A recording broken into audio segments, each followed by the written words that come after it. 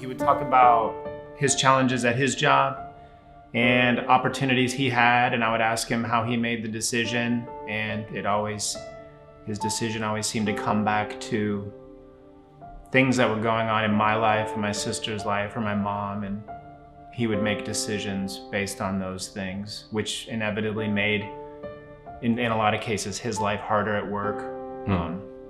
So I'd say he always put other people before himself. I saw that many times as a kid. Even things I see now that I didn't see then.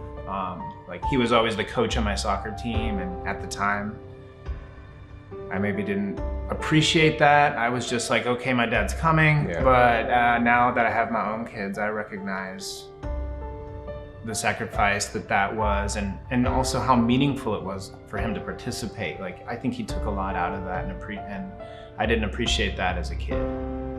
You're newly married? Yes. Newly married. Congratulations. Yes. How long it's been? There's a lot of pressure on you right now. Over a year, it's a few months. March 2017. Ah, good. Yeah, March 13, 2017. All right. Yes. Good. Well, now that you're newly married and you married someone with children, correct? How has fatherhood changed you? In a way, I had some prep, because I told myself, if I marry this woman, I'm instantly put into that driver's seat of being a father. So I had to prepare myself mentally and spiritually for that.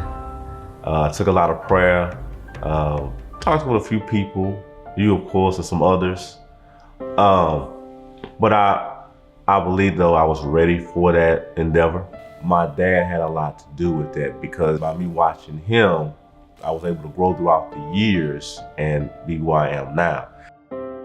Well, for me, what it did in the beginning when I first had my first child, the good and the bad of it.